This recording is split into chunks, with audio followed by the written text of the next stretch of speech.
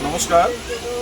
আজকে আমরা কুচবিহার দিনহাটা রেলযাত্রী মঞ্চের তরফ থেকে দিনহাটার নবনির্বাচিত বিধায়ক শ্রী অজয় রায়কে সম্বর্ধনা জ্ঞাপন করলাম ও তার সাথে সাথে 7 দফা দাবি সম্পন্ন স্মারকলিপি প্রদান করলাম।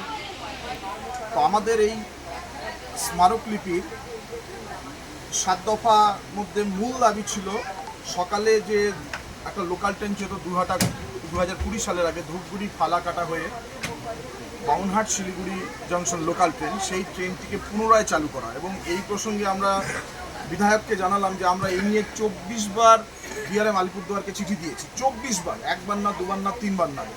এবং এটাও জানালাম যে ফালাকাটার মাননীয় বিধায়ক উনিও চেষ্টা করছে এই বিষয়টা নিয়ে। তো ওনাকে বললাম এটা করতে। 2 নম্বর দাবি ছিল দিনহাটা থেকে একটা লোকাল ট্রেন ছিল শিলিগুড়ি জংশন অবধি, সেটাকে পুনরায় চালু করা।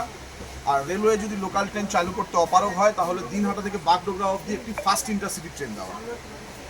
3 নম্বর, এবং তার একটা প্রপোজ টাইম টেবিলও দিয়েছি। 3 নম্বর, এই যে এই ট্রেনটা আমরা যাচ্ছি, এই ট্রেনটায় দুপুরবেলা আসে এক্সপ্রেস ট্রেন হিসাবে, এবং আরেকটা ট্রেন সকালবেলা 10টা মানে 9:56 ছাড়ে, সময় নেয় আপনার 8.5 ঘন্টা, 233 কিলোমিটার যেতে, মানে গড় গতি হচ্ছে 27 কিলোমিটার।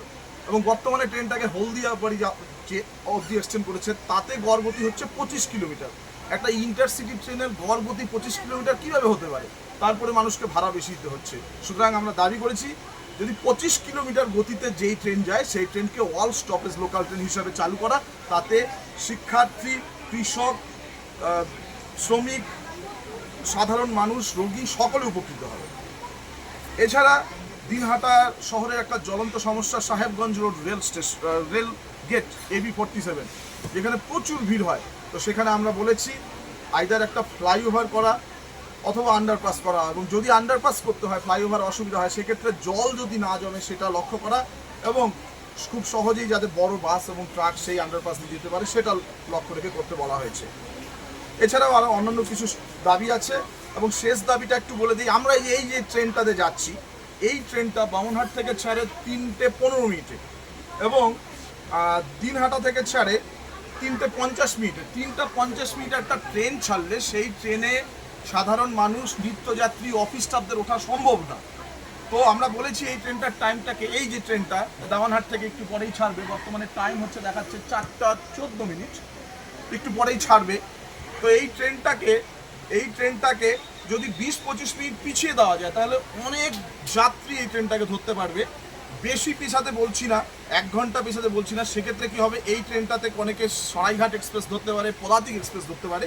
এই কারণে রেলকে আমরা বারবার অনুরোধ করছি এই ট্রেনটাকে রিশিডিউল করা হবে। এবং নর্থ ফ্রন্টিয়ার রেলওয়ে NFR অনেক ট্রেনের রিশিডিউলও করছে, বর্তমানে চলছে। এবং এই প্রসঙ্গেই আমরা কিন্তু এই ট্রেনটাকে 20-25 মিনিট পিছিয়ে দেওয়ার অনুরোধ করছি। এই সমস্ত দাবি আমাদের ছিল।